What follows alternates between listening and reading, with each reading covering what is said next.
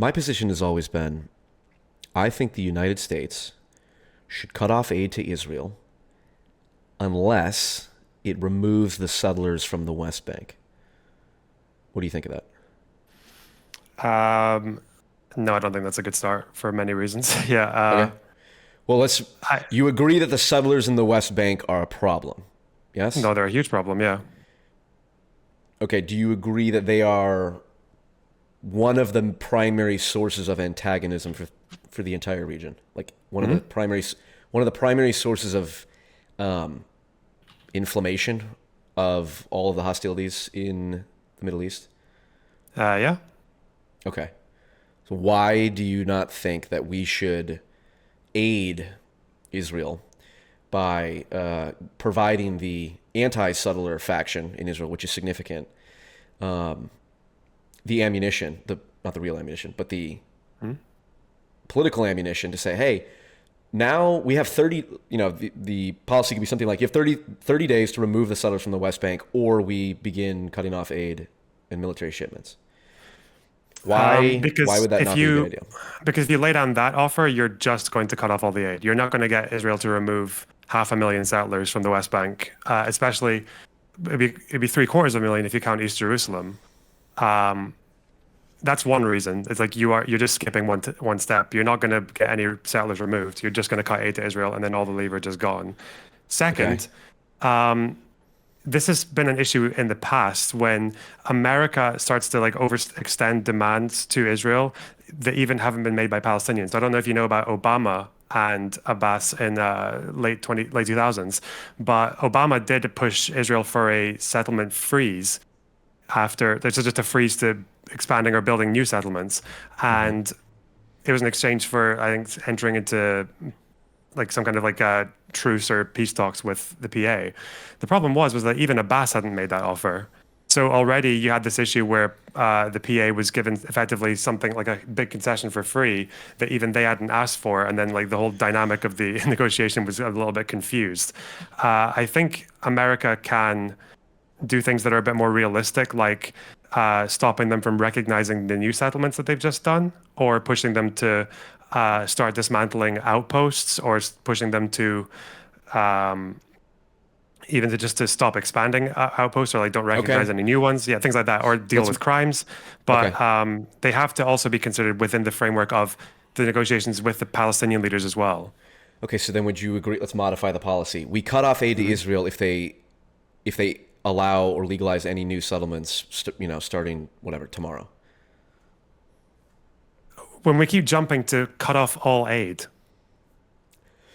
in exchange for these demands. So you're Hmm. willing to accept that America drops every bit of leverage it can to make any difference in the region if they don't make this one specific concession. If they continue to do what I regard as the single most antagonistic action, which is allowing the illegal settlements to continue, it's precisely what the U.S. should do to exercise its leverage. I mean, what do you think the average Israeli cares about more? New settlements in the West Bank or U.S. support? I think they care about US support more. Yeah. Right. So if we give them the ultimatum, it's up to them then to decide what's more important to them. Yeah, but then I guess the government is probably just going to choose to fuck off the aid. I think in terms What of expanding new what settlements. is the support? What is the I haven't checked it last. What is the support for expansion of new settlements in Israel? Do we know? It's higher than it's been in the past, but I don't know how high it is right now. No, I'd imagine it's still under half for expanding new ones. Yeah. I think what would, and again, you've got an issue where it's not even the problem with Israelis and negotiation with Palestinians and in terms of settlements. It's not just that like they say the people who oppose expanding settlements. It's not that they are willing to give up America to allow settlements to continue in the West Bank. It's that they don't like the idea of concessions being given to the Palestinian side for free from America without any similar ultimatum or any demand on the other side. So Okay. they might say, like, why are you asking us to dismantle settlements, but you're not asking for the PA to crack down on Hamas and PIJ in the West Bank? Or why are you not asking them to alter the martyrs payment policy to exclude people who have died engaging in terrorism, like things like that? Okay, would you support then the U.S. policy if that was part of it? It says we will cut off aid to Israel if they continue to expand new settlements, and we'll also request Hamas to do, or request the PA to do whatever you're talking about, the Martyrs Fund. Yeah, the approach. So the approach that I think the UK takes is one I would prefer, which is where it's not like all or nothing with all the aid, because I think if you do that, you're just going to end up dropping all your chips immediately. What I would prefer is like taking different shipments and different trade deals and different exchanges, and thinking if this particular shipment or this particular portion of aid or support or trade will be reconsidered if you don't adhere to this policy. So with the UK, it was weapons shipments that they thought they couldn't guarantee that they wouldn't be used for committing crimes, for committing war crimes. So they reviewed a very specific part of the aid. So with America, I think if there is any American aid or funding that is beneficial to the settlement projects, even if it's got other uses, then I think like threatening to withhold things like that is more useful. Yeah. Okay, well, I suppose it's a matter of degree. It depends on how surgical. I don't see the issue with, this is, you say, well, we don't want to drop aid to Israel because we'll lose our leverage. It's like, well, what's the point of, what leverage do we have now that we're using that? If we have leverage, we should use it to do the single most obvious thing that would turn down the temperature in the region, which is stopping the settlements in the West Bank. And so the fact that we're not doing it, it's like, well, then what's the point of having leverage? Because we would not be any closer to a peace process tomorrow if all the settlements were just halted indefinitely, right? We would not be any closer. Because okay. there needs to be the development unlikely. of that you think that seems unlikely. If this, I guess I don't know how bad you think I think the settlements are like horrific. I think the settlers are, I think not every settler, obviously, but many on the Israeli far right are as morally decrepit as Hamas. You would agree with that? Are settlers as morally decrepit as Hamas? The settlers that chant death to Arabs are as bad as the Hamas people who chant death to Jews, right? We agree? In terms of that chant, sure. I don't recall They're as settlers ever morally doing an decrepit. attack that was the same as October 7th, though. Yeah. Okay, sure.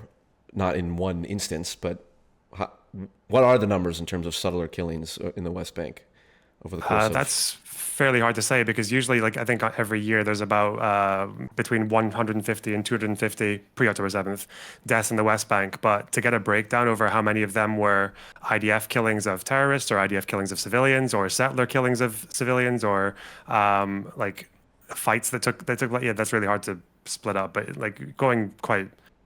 the highest estimate would be about 200, 250 per year?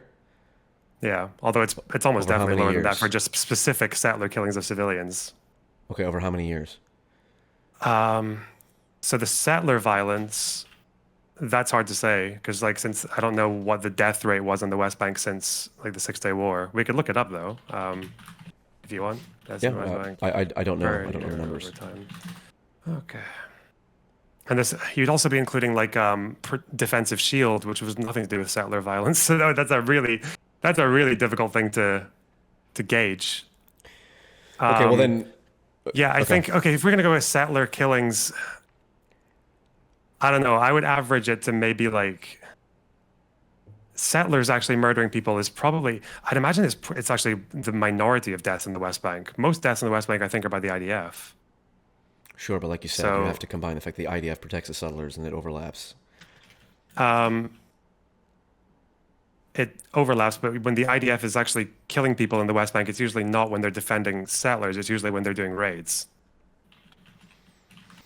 But in any case, but they also are defending settlers. Let's say the settlers took 10 or 20 years to kill 1,000 people. You also have to be factoring in the fact that settlers do this with a lot less restraint and a lot less limitations than Hamas has. And then if we went back 20 years or 25 years, you'd have to include all of Hamas's killings by the Second Intifada. So yeah, no, I don't think it's very controversial to say that Hamas are worse than settlers. Well, yeah, you don't think it's controversial to say that Hamas are... No, I'm talking the type of... No, I'm not talking about the scale, because then you can also get into discussion on October 7th. Well, what half of those, this is what Mumin Rabbani's point, half of those people that died on October 7th were military combatants. And so, you know, It wasn't half, not even close. It was like, I think 1,200 were killed, and I think 800 were right? civilians.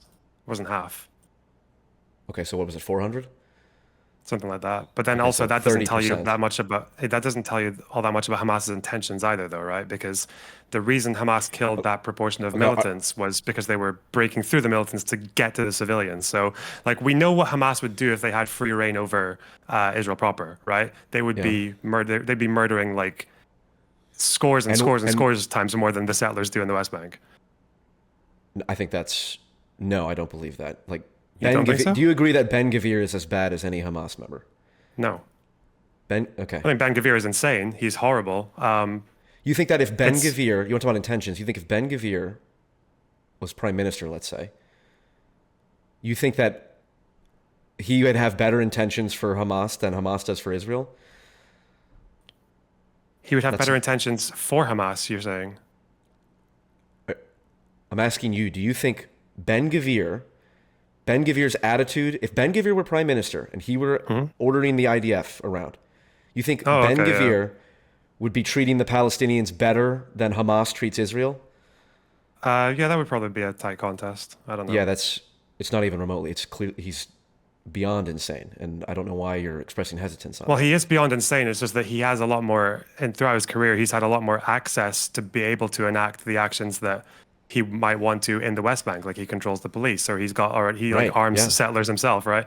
But Right. again, I don't think I've ever seen him or people with him do the same level of violence as him. Like maybe back in the day with Baruch Goldstein, correct, maybe. because But, there's all yeah. kinds of left-wing elements in Israel that are restraining him. But the idea that Ben Gvir is not as morally decrepit as Sinwar, I think I don't understand how someone I can mean, Sinwar's say murdered that. people with his bare hands. Ben Gvir, as far as I know, hasn't. Okay, well, Adolf Hitler never shot anyone himself, as far as I know. Okay. Although he actually like signed orders for killing people and the tens and hundreds of thousands, all right? Okay, And those are just the ones that he wrote down. So Okay, and are you doubting that Ben Gvir would not do that with Hamas or with Palestinians? I don't know. That's why I'm saying so. Like, Ben Gvir if had I'm gonna a- as give, you if I'm know- gonna extend as like the you know- most charity, I would say like yeah, it might be a tight contest, but I don't know. I think it's the most charity to even pretend that there is even a contest there. Ben Gvir had a shrine to Baruch Goldstein in his living room. Mm-hmm. Right? And then you're saying, well, maybe I don't know what his intentions are. Like he might be not as bad as Sinwar. No, I know what his intentions are. Okay, I'm just Okay, so you agree that morally he's as decrepit as Hamas in terms of his intentions. Obviously, of course, yes, he himself is not in charge. He left the cabinet in the last couple months or whatnot, so he doesn't have political power right now. But I'm talking about in terms of the moral. If we're evaluating the morality of either side of the conflict, I do not understand at all how anyone can claim that the subtler. I'm not even saying it's the same proportion. I wouldn't say it's the same proportion. Like, you know, Islamism versus radical Judaism. It's like obviously Islamism is more by kill count way worse for not only Jews, for Muslims. But I'm evaluating the moral character of either side and whether or not these people like are allies or enemies. And it's like Ben Gvir and that entire wing of the Israeli public and government is an enemy of the United States morally. Maybe I shouldn't say enemy of the United States. We should treat them with the same perspective we have with Hamas. Sure, they can be negotiated with, but they are morally disgusting, and we should call them out for that, right? what people like Ben Gvir and Smotrich. Yeah. Yeah, of course. Yeah. Okay. Yeah, the only reason I'm saying is that it's a tight contest is that that I think it's not as clear as you're making it out to be is because Ben Gvir has been in positions of power that give him the ability to inflict a lot more damage than someone like Sinwar, and he hasn't done it. But That's Sinwar because right, Hamas did because more with less. yes, because there's a massive left-wing element that restrains Ben Gvir. No, I'm not even talking about present that. in- I'm not That's even not talking present about in the left-wing Hamas. presence. I'm talking about the ability that he has. Ben Gvir What? He has was the the minister power of to. National Security. So what is the power that he has? I know he He also has oversees the West Bank. He's distributed arms in the settlements. He could literally go to Okay. find a Palestinian village and because Sinwar, Hamas are willing to break the law and risk jail to do what they want. Ben Gvir could have done the same. He could have risked jail to go and do a fucking a pogrom of hundreds of people in a particular village in the West Bank. He could have gone there. He could have armed everyone. He could have said, okay, let's go. Let's just kill as many people as we can. And then I'll just take the jail time. He could have done that. And Hamas what is that does evidence of? Ben That's Gvir evidence. didn't. That's evidence that he has good intentions, or he recognizes that if No, he did not that he that, has it would good undermine his intentions, just- abilities. No, not that he has good intentions, just that he has that he, with the power that he's had, seems to have been less intent He's on been just going more out and mass restrained. murdering. Yeah, he's been restrained. Yeah. Yeah, not by him. He would do it. Do you disagree that? Hold on. Do you disagree that if Ben Gvir was in power, he would be annihilating the people in Gaza far worse than they're being annihilated now? Oh yeah, he would. Yeah. Okay, so this is my point. My point is simple. My tax dollars as an American should not be doing anything that empowers Ben Gvir, because I think that is the single biggest risk to Israel's security, is the continued increase of settlers, people who support Ben Gvir, and the Palestinians and the Arab countries see that and go, well, clearly Israel's not doing anything to mitigate this. So the U.S. should exercise its leverage and say, okay, we're going to give Israel an ultimatum. They care, you said, and it's obvious, they care more about U.S. support than expanding settlers. So give them the ultimatum, put the agency on them, and go from there. And you say, well, there's nothing that Israel can do that would risk cutting off aid to them. It's is there what would be a line too far? What would be a line too far where it would be appropriate to cut off aid to Israel? Excuse me. A line appropriate to cut aid, if any attempt at leveraging portions of aid in exchange for some concessions was just useless. If there was not really any indication that America could convince Israel to do anything good, or anything better. Other than the attempt in Obama, which my understanding was weak-kneed and immediately fucking turned around on, it's then let's do it. Let's make the attempt. We'll say, hey, Israel, you have 30 days to dismantle the outposts, to jail people who are, moving beyond whatever zones A and B, or whatever the. If we're going to modify the policy to say no new settlements, we say no new settlements. You have 30 days to implement this policy. If after 30 days a single new settlement shows up, we're cutting off aid. Your F-16s are getting turned off.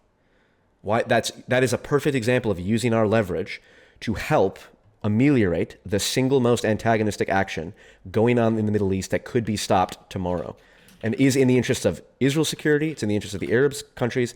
The only people whose interests it's in are the religious Jewish supremacist psychopaths, which we don't care about. So why don't we do that? Because you're just going to cut off all the aid. They're not going to do that. They're Okay, not going to do fine. it. You'd have to attach concessions on the other side. There's a lot of steps. I agree with your goal. That's the thing. I agree with all the settlers getting fucked off. The thing I disagree with is you need to find a method for it that actually works. And the problem now is that the reason we don't get any advances like this is not just because America's not demanding enough of Israel, or even because Israel's not necessarily got the desire to do enough themselves. It's also the fact that the purpose of evacuating settlers and dismantling outposts is to make a two-state solution more viable. The problem is that for a very long time now, there hasn't really been any indication that any Palestinian leader can get the support from their people to pursue a two-state solution. So Abbas holds on to power only through authoritarianism, right? And even when he had the chance to, he walked away from a peace offer that would have seen a lot of settlers evacuated. So the problem is that you're going to see Israel thinking, what's the point in us making all these concessions when there's not a leader on the other side who's actually willing to accept them? And that's where you're going to get into an issue. Okay. One of the ways that you can, if you're talking about negotiation, you have to show good faith from one side or the other. And maybe part of the reason that there is no one in the West Bank who's willing to negotiate is because they feel like America writes a blank check to Israel. But if we can demonstrate, hey, we actually won't just allow this complete nonsense bullshit to go on. We actually do believe Ben Gvir is as bad as the Hamas people, and we're willing to prove it by cutting off aid if they continue to expand new settlements. Well, then that opens up new opportunities to negotiate, and you have no reason not no reason, but it's not necessarily the case that if we take the first action of goodwill and do the thing that most Israelis believe we should do and the most Arabs believe we should do, is stop expanding the settlements and have the U.S. aid back that up. I would say that's a good first step in showing good faith to continue to bring about potential negotiations. You say, well, historically it's all gone down to shit and all that. It's like, okay, sure, that's what they said prior to the end of the Troubles, and it's like, okay, well, we have to do something. We have leverage over Israel. This seems like the perfect opportunity to use it, and I just don't you say, because what'll happen is they'll say no, which you don't know, and again, I don't know how confident. If most of the Israeli public is against it, then all it does is further the political will and expediency of saying, okay, now we for sure have to stop the settlements. Because now if we don't stop the settlements, we lose U.S. military support. And that's just a line we're not willing to cross as regular Israelis. So it's perfectly plausible that they actually do follow through and cut off the new settlements. But let's say they don't. Okay, then we cut off aid. And then what happens? We say, okay, we'll give you your aid back if you tear down the new settlements or something. I don't understand. I'm not saying it's guaranteed to work, but do you agree that it's possible that actually could be, it's perfectly plausible that is the right foreign policy that America should pursue? In a vacuum, no, not in just a vacuum. Those two things. No, in those two. In those two things. In a vacuum, as in just those two things, like without anything else attached to it. I think it's like, yeah, it's 100% that it would be a no. But to get I do agree. When I talk about America using its influence, and I don't think they have used it enough. Biden didn't use it enough. Obama didn't use it enough. I think it needs to be in a place that's like very focused, and it's also willing to acknowledge that that despite the military and political power imbalance, that Palestinians have a lot more agency and say over how this conflict can go than I think a lot of people give them credit for. So if they were going to go to Israel, I think one thing that could be done is review American aid to Israel, find aid that is in any way bolstering settler infrastructure, even if it's just like green line stuff or like the expansion of settlements in any way, and then say, or even weaponry that goes towards like IDF brigades that work in the West Bank, right? And just saying like, this is under threat, and if you don't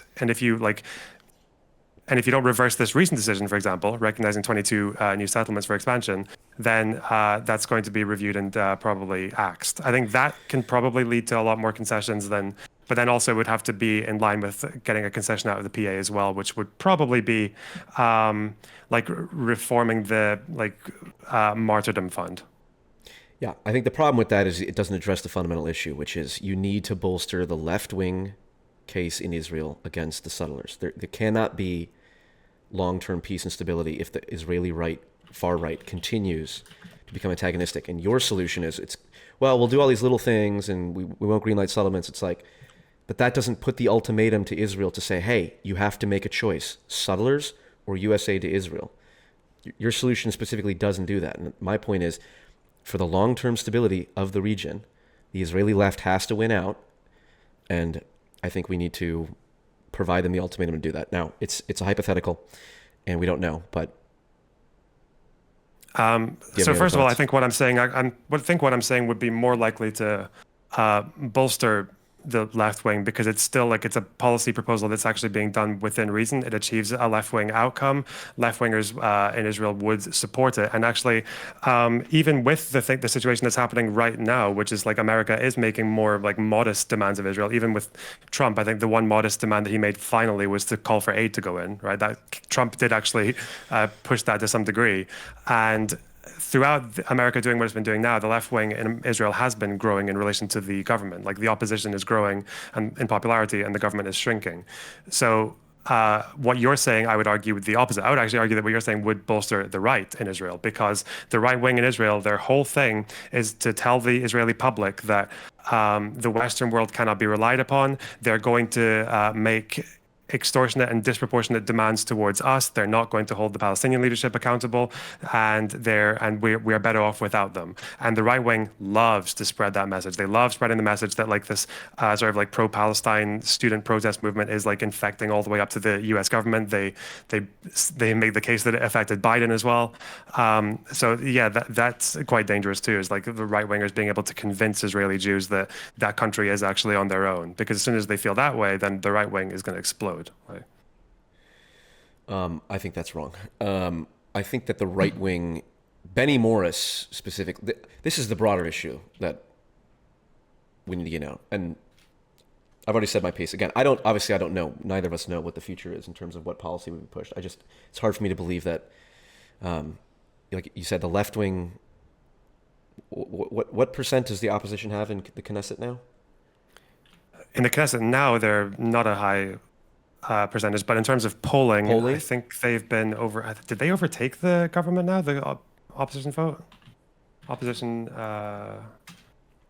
Yeah, it's still got a lead over Netanyahu. It's maintaining it for the last couple of months.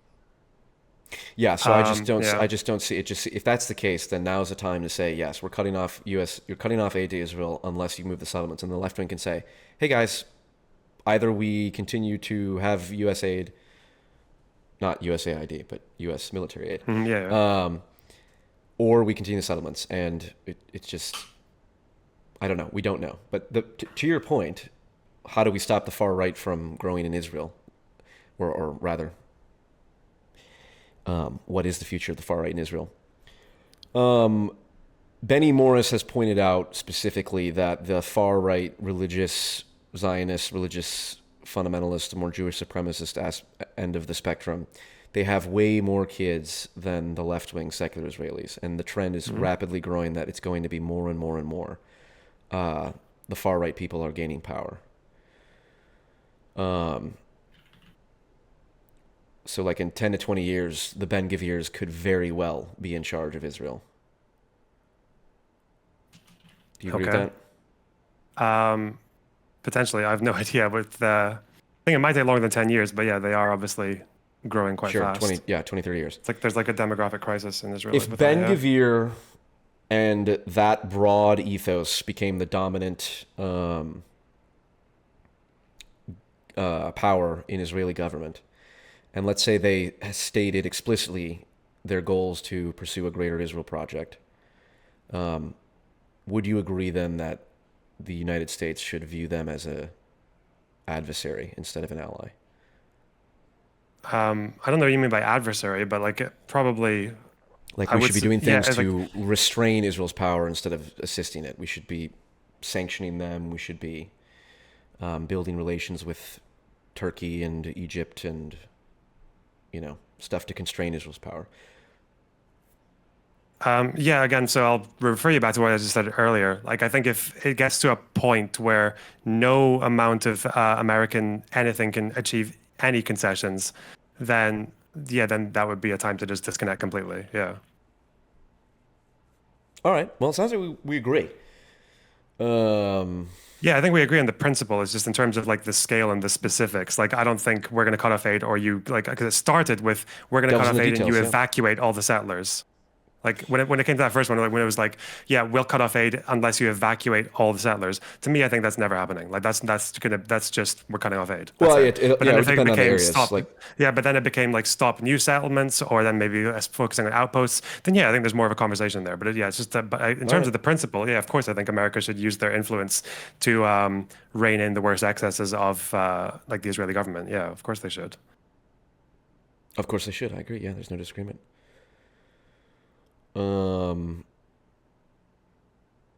Okay. Do you agree with the statement that Israel is an apartheid state? No. I think what they do in the West Bank, easily, you can call apartheid. Israel proper, no. Gaza is its own situation. Like. Okay, so what's going on in the West Bank is West Bank is apartheid? Yeah. Or you could say it's tantamount to apartheid. That's fine. Then it's just semantics. That I would, because Israel is has jurisdiction over the West Bank. Mm-hmm. I would put them as an apartheid state, but I guess it's a semantic thing at that point. That's fine. Because I was surprised. I was talking to a rabbi who himself said, yeah, of course Israel's an apartheid state. How could anyone dispute that? And I was like, oh, interesting. How quickly pro-Israel people are quick to admit that. Because I constantly hear that it's a lie that Israel's an apartheid state. And I'm like, okay, well, now I know I don't have to trust that person. Anyone who denies the apartheid element in Israel is not a reliable person on the subject. It depends on how they deny it. They could argue that legally it's more of it's an occupation more than apartheid because it's occupied territory where that was captured in a war where that side of the country, where the West Bank, the attack came from Jordan before Israel went in, and that's where the occupation started. But like that's just a legal differentiation. In terms of like if you want to look at the internal structure, like the checkpoints and the division of the fact that the citizenship rights and the road access and who gets a better time at the fucking checkpoints and all that, and yeah, like why you would split hairs with comparing that to apartheid, I think is a bit silly. Okay, yeah, I guess I'm not really sure what we disagree on exactly then. Yishai Fleischer, what percent of the Israeli public do you think he represents? Like less than 5. Less than 5? Yeah, because if you look at, well, he's like a Ben-Gvir ally, right? So if Yeah. Ben-Gvir and Smotrich's parties combined get about just under 10% of the vote, so it would be 5 or less for Ben-Gvir. Yeah. Yeah, I think it is 10% for the Jewish Power Party and the religious Zionists. Although they're in coalition with Likud, so it's not obvious what the distinction is. Okay, well, that's my point. Is like the Yishai Fleischers is not who we should be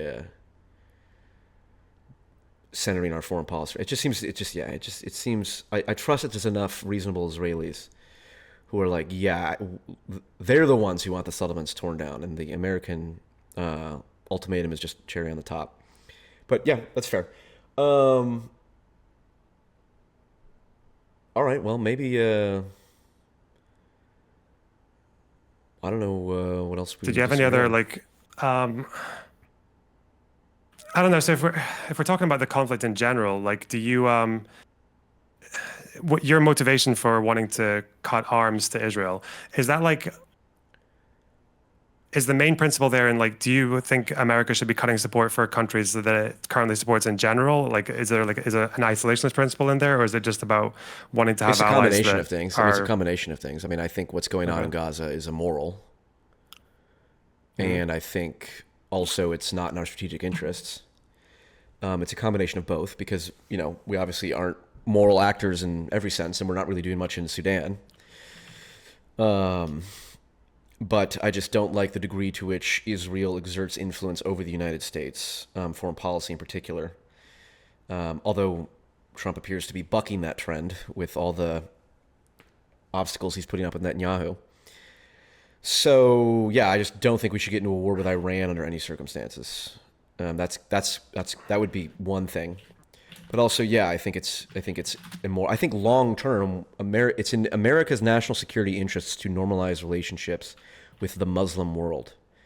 That's like a long term strategic goal, and I think our blind, unconditional support of Israel, stated by many people in government that Israel has a biblical right to the land, so on and so forth. I think that's bad. I think that's getting in the way of our long term strategic interests, which is the normalization of Arab and U.S. or Muslim U.S. relations. Okay. Why did you say? Do you think Trump is bucking the? In what way is Trump bucking the trend? I'm curious about that. About like uncritical support for Israel. No, in terms of not going along with Netanyahu's strikes in Iran that he told him not to do, and all the shit that Ben Shapiro complains about. Maybe not bucking the trend, but Trump is not. That's joining the trend, right? Because most presidents disappoint Israel and Iran, right? Like, Israel's wanted America to help bombing the nuclear sites for like decades. True. So okay, fine. Trump is just kind of one of many. Yeah. Sure. But my point is, it's to the degree that he continues to do that, that's good, and I support that, and that's sort of my general foreign policy view on that. What do you think of that? Do you think that's a ridiculous view? Should I be hating Arabs, or what? I don't know. Do you think my stance? I was going to say Iranians aren't Arab, but yeah. In the long, everyone in the Middle East is Arab. No. Okay. Do you think it's in the interests of? Do you think a strategic goal of the United States being normalized relationships with the Muslim world is a good strategic goal? To normalize for America to normalize relations with the Arab Muslim Yes. world. Yeah. Yeah, I think so. Yeah. There we go. And I think all of these Israeli Jewish supremacist settlers are getting in the way of that. So anything we can do to So stop I that. think we probably disagree on the idea that like settlers are the root of any of this issue. Um, Okay, I think they're definitely the root of some of it. yeah, I think if Or at all least settlers were maybe, gone tomorrow, I still think there would be unresolved issues in Israel Palestine. well, of course there'd be Like yeah, the unresolved, but conflict, as in the like the conflict situation would still would, be not that. I don't think it would be massively different. There would oh, obviously I be a lot think, less okay, well, like antagonism and footage, but all that. But like, yeah, no, I think we it's a know this from peace hypothetical. processes. Yeah, but No, we know this no, from the peace process, right? Like the big no. sticking points at the end of the day were not necessarily settlement related, right? They were right of return and like the Temple Mount. Neither of I'm these are viewing it. much to do with I'm settlements. viewing it from the psychological perspective of the Palestinian and of the Israeli. It's like, well, what? Because we're at a point now where it's like, well, how do we even have peace with the Palestinian? You know, the Palestinian psyche is so fucking saturated now because of Israel and the Islamism both putting pressure on it to just hate Israel forever. And I'd say the only way that you can get to a possibility, this is a psychological point I'm making, is that the only way you can get to a point where the Palestinians even consider long-term peace is if they feel a sense of justice has been provided. And I mean, the ultimate, this is unrealistic, I think, although, you know, not out of the realm of physical possibility, but, you know, like in an ideal world, you would have like a U.S., Saudi, Jordanian court, I don't know, try and mete out whatever justice is appropriate for both the Hamas leadership and the Israeli settlers and the people in the IDF who are committing war crimes. And then once both of them are tried in the same court, in the same playing field, then there can be a sense of justice that would kickstart the, okay, well, we can maybe at least consider a possibility of a two-state solution. And I think if the, like, for example, if the, like, I agree that this is not necessarily tenable, but if it was the case that the U.S., like, let's say, I don't know, Trump listened to Kanye's new song tomorrow and came out and said, I fully support Palestine and I hate Israel. And tomorrow he said, not only are we cutting off aid to Israel, we're going to bomb the Israeli settlements unless they get them out in a week or something like that. I think the Palestinian, I think that the idea that that wouldn't dramatically change the Palestinian mindset, I think it would. It's a hypothetical, of course. But if the Palestinians saw a concerted 180 of like, oh shit, the U.S. is not just going to suck Israel's eggs all the time, I believe that would that would kickstart a potential big difference in their willingness to negotiate. And you say, well, but historically, look at it. It's like, well, this would be an unprecedented historical move. So It's not, yeah, you're right that it's unprecedented, but it's mapping onto certain measures that have actually happened in the past. The problem is that getting this kind of like disproportionate or like unilateral almost concession from Israel historically, and again, this would be a unilateral concession of Israel, of America, like bombing settlements until the idea, I cited that as the extreme one. Stick to the point of well, cutting off aid until we got rid of them. Yeah, even if we use your actual one, cut aid until they remove all the settlers. The one faction that claims victory over that is Hamas, because Go ahead. yes, it is, because I don't know if you've seen much of like the statements that Hamas leaders are making on like Al Jazeera and different interviews right now. Is they're saying that when they talk about the death toll being as high as it is, they refer to it as like either a necessary or like an advantageous sacrifice, because the amount of suffering that's taken place in Gaza and the amount of attention that's getting drawn to it is isolating Israel on the world stage. And Hamas, that's why they're still carrying on, right? They don't expect to win, but they do expect to win in the sense that if they can keep things like this going on, the damage that gets done to Israel internationally and diplomatically is worth that cost to a lot of them. So if you get like a U-turn from America onto Israel and it's like a very unilateral, like just do this or we cut aid, then Hamas is going to view that, and rightly so, actually, as a success from October 7th. Because why is everyone talking about Israel right now? Why are so many countries going Okay. hard against Israel Yeah. right now? It's because of the aftermath of October 7th, and Hamas Okay. have with their willingness to continue standing fast, right, standing firm. Two things. You keep calling it a concession. You agree the Israeli left wants this. It's not a concession from Israel. It's The Israeli left wants this, but they don't want. They don't want this in the sense. No, but they don't want this in the sense that it comes at the cost of losing all of your international support. I don't know. Maybe we can find some Israeli leftists and ask them what they think about that. But I guarantee they don't want.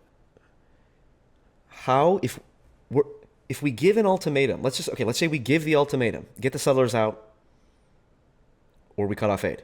Okay, the Israeli left goes, great. We hate the settlers too. Now we have a reason to get them out. And then let's just say they get them out. Okay, this is my hypothetical going out. Now you have the international community going, okay, good. Wow, Israel's actually doing something that is in exact 180 of all the things that are damaging the relationship. And then you ruin the goals of Hamas, because Hamas wants the Israeli international reputation to be ruined. So here's a thing that says, let's get the settlers out of Israel or out of the West Bank. That will increase their reputation on the world stage, which is the opposite of Hamas' strategic goals and in the interest of the Israeli left. Your whole point is, well, it just wouldn't happen. It's like, okay, fine, you don't know that, and it's never been tried. Well, we're going to history again, but even when we know that when Israel's done things that the international community did approve of, very, very gleefully, it results because of the fact that it is unilateral and it's not done with any expectation of change from leadership on the other side, is that it rewards the people who can the most easily claim that their actions led to it. So when Israel pulls out of Lebanon as a result of pressure and from within and from without any concessions from Hezbollah or from the Lebanese government, then the UN clapped and cheered, and so did everyone else. And Israeli leftists, some of them did as well. But then they got Hezbollah. They got rockets getting fired into the south and cross-border operations. So that's the problem with any kind of the way they're making it sound is they do make it sound unilateral, and that's the problem. Okay, this is the argument the settlers make about pulling out of the Sinai. It's like, well, we should never pull out of the Sinai. Well, historically, it's like, well, wait, but was pulling out of the Sinai good or not? They pulled out with a deal, though. They pulled out with an enormous concession from the other side, which was that Egypt became the first Arab state to make peace with Israel. Okay, you're fair, and I'm not, and perhaps it would, I don't know, as part of the pull the settlers out of the West Bank. Yeah, I think that actually Trump could go and meet with, whoever's reasonable enough to meet with, what's his name? Mahmoud Abbas. Abbas, but also Witkoff met with Hamas, didn't he? Mahmoud Abbas. Mahmoud Abbas is not Hamas. No, he's not Hamas. Yeah, he's PA. But I'm saying even Hamas. I believe Witkoff met with Hamas. So you could even, Yeah, okay. So, fine. I'm not... obviously I'm not an expert, so I don't know if it should be unilateral or not. But to your point, okay, let's take what you're saying into account. It's not unilateral, but either way, and you could make the case that, again, in order to kickstart the negotiations, it's like, well, Israel's doing this thing that's so obviously antagonistic. We're not going to stop doing it unless we get a concession. It's like, no. You need to stop doing this just because it's bad. And then when it's bad, you can stop poisoning the peace process, and then there can be real concessions. That's just another way to look at it. Now, you say... Again, you keep saying it's a concession front. It's like, it's not a concession if it's the Israeli left who gets what they want. No more settlements in the West Bank. Yeah, they get what they want on one side, but then it does matter what's in exchange for it. Because again, agreed, fair. Let's go to a more broad thing. So what do you think the majority of Palestinians in Gaza and the West Bank want from this conflict? To stop dying would be number one. And I think they need a sense of justice. They will not want peace with Israel at all. Well, first off, maybe they don't want peace with Israel at all, potentially. And maybe Israel doesn't want peace with Gazans at all, and it's just going to be, whatever it is. And in which case, I don't want my tax dollars funding in either way then. But if there was a world in which there could be a peace between Israel and Palestine, and, if you look at the statements that preceded the end of the Troubles, it's like the British were saying, this is the prelude to genocide. I think the exact quote was prelude to genocide and all this. And yet, that worked out, arguably. And if there was to be peace, the Palestinians need to feel some sense of justice, and that would mean holding the far right to account. Like no Israeli is going to want. I mean, no Israeli is going to really want peace unless Hamas leadership is brought to justice, and they should be, tried in the same court as the Ben Gvirs and the different people. So that's what I think. Yeah, I agree. Obviously, like stop dying is one, but then obviously, people in all different parts of the world are happy to keep dying if they're pursuing justice, right? Yeah. Sense of justice, though. The sense of justice. Yeah. Do you agree that the Palestinians are seeking a sense of justice? Yes, that's primarily what they want is justice. Yes, before anything else, before peace. But yeah. And again, the same as Ukrainians want justice before anything else. So it's like, but the difference is that what the problem, I think, in any peace process that's happened in the past, whether it's taken a lot of American pressure or not that much, is that we still have not, to this day, ever had a Palestinian leader, let alone a popular one, really fully outline what that sense of justice is. We don't really know what they want in terms of justice. Sticking points in the past have been over Jerusalem, refugees. Obviously, Hamas and the extreme wing will just say we want all of Israel destroyed, and any concession that's given to us, we will just keep using to that advantage, right? So if settlements are gone, we're just going to use more space that's closer to the border to build up more military and to just it'll be easier to attack Israel proper. That's how they would see it. So that's where you get into the risk. That's why I agree that settlements, it's weird to see it as a concession because they should never have gone there in the first place. We both agree on that. The fact that they exist at all, that already was the violation. It's not really a concession to give up on a violation. But the problem is that now that we're here, that is what very large factions, in fact, the most popular faction in the region, in Palestine, which is still Hamas, would use it as. And that's why I think the Israeli left is they want to see the settlements gone, but they don't want to see it gone in a place where they inevitably see it as just more leverage and more advantage devolved to Hamas and people whose view of justice means destroying Israel. Do you know what I mean when I'm saying that? Not really. I mean, because you're implying that anything that Hamas would agree with is by definition bad because they could claim it as a success. So if we do any type of negotiation, it depends on how it's achieved. That's why with unilateral stuff, Hamas can claim that because of obviously they're the biggest movement in Palestine. They're the most popular ones in the West Bank, and they're also the ones who keep saying it's our actions that are doing this. Our war is making Israel hated by everyone. Yeah. Okay. Yeah, I see your point. Whether cutting off aid to Israel to remove the settlements does not have to be unilateral action. I can see you understand the conceptual argument for it of kickstarting, showing good faith to kickstart the negotiation process potentially, but I'm not saying that's correct. Fine. The point about fuck, what were you just saying? I was just thinking about it.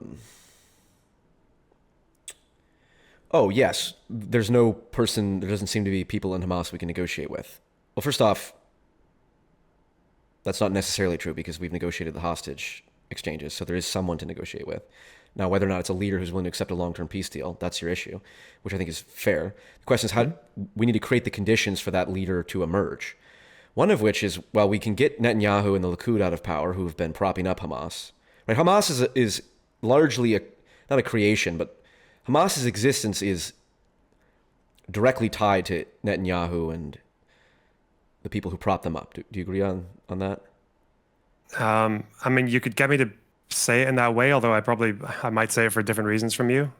I don't think that's entirely true. No. That Netanyahu, that when Bezalel Smotrich says Hamas is an asset in the game of delegitimization, the longer Hamas is in charge, then we can say we have no one to have a peace process with. That is the explicit. Yeah, I know they believe that kind of believe that to a degree. It's just that they when you say it's Netanyahu's creation or the results of his, I don't think his creation. Okay. Hamas is partly organic. Yeah.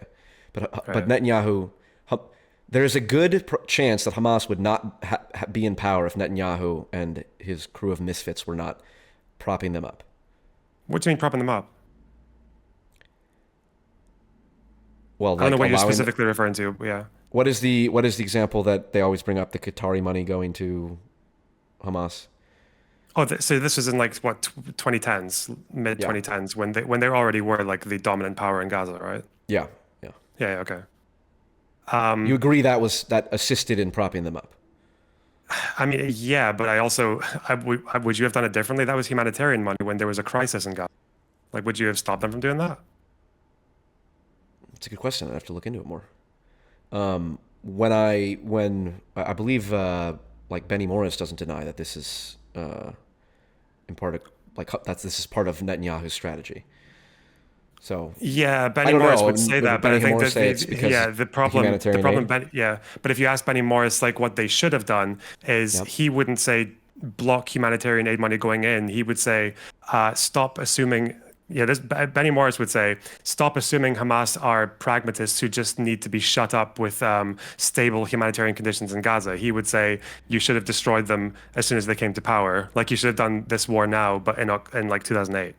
That's probably what Benny Morris would say. That's like a lot of Sure. the Okay, but Israeli left leaders say that as well. Like Yair Golan says that. You know? sure. But the point is, Netanyahu and Smotrich and that crew view Hamas as an asset, and they said so, and they've taken steps to do that, as well as killing many of the Fatah leaders, the opposition party. It's kind of convenient that, I don't know how many it was, but that it's perfectly plausible within the realm of possibility that when members of Fatah are killed, it's like, oh well, if it's part of the Netanyahu stated plan to delegitimize the leadership of Gaza, put the peace process in formaldehyde, is the quote.